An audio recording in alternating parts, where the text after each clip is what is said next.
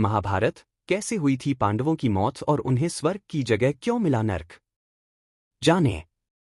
महाभारत धर्म का पालन करने के बावजूद पांडवों को नर्क क्यों मिला, क्या आप जानते हैं?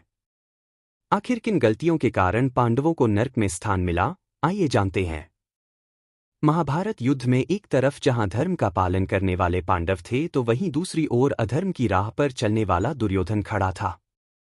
महाभारत के युद्ध में पांडवों ने कौरवों को परास्त कर दिया था, लेकिन क्या आप जानते हैं, मृत्यु के पश्चात पांडवों को नर्क में स्थान मिला और दुर्योधन स्वर्गलोक को गया।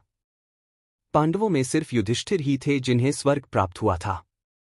आइए जानते हैं आखिर पांडवों को कौन सी गलती की वजह से उन्हें नर्क मिला।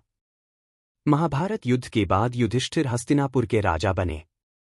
36 साल तक पांडवों ने राजपाट संभाला, लेकिन यदुवंशियों के नाश और श्रीकृष्ण की मृत्यु की बात जानकर द्रौपदी सहित पांडवों ने सशरीर स्वर्ग की यात्रा पर जाने का निर्णय लिया।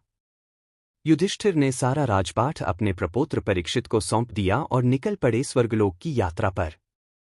एक एक कर रास्ते में गिरकर हुई पांडवों की मृत्यु। महाभारत की कथा अनुसार पांचों पांडव, द्रौपदी और एक कुत्ता भी उनकी स्वर्ग यात्रा में चल रहा था, लेकिन दुर्भाग्यपूर्ण तरीके से रास्ते में वे द्रौपदी और पांडव एक एक कर गिरते गए और उनकी मौत हो गई। ग्रंथ के अनुसार सबसे पहले द्रौपदी की मौत हुई क्योंकि वह अपने अन्य पतियों की तुलना में अर्जुन को अधिक प्यार करती थी। इन कारणों से पांडवों को मिला नर्क। थोड़ी देर बाद सहदेव भी गिर पड़े। तब भीम ने पूछा, सहदेव क्यों गिरा? युधिष्ठिर ने कहा, सहदेव बुद्धि पर काफी घमंड था।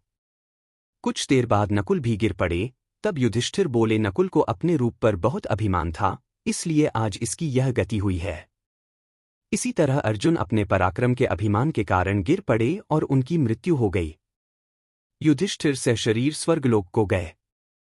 भीम भी रास्ते में गिर पड़े। भीम ने गिरते वक्त युधिष्ठिर से इसका कारण पूछा तो उन्होंने बताया कि तुम खाते बहुत थे और अपने बल का झूठा प्रदर्शन करते थे, इसलिए आज तुम्हारी ऐसी गति हुई।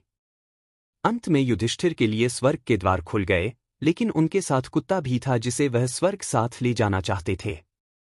इंद्र इसके लिए राजी नहीं हुए, वहीं युधिष्ठिर भी अपनी बात पर अड़े रहे।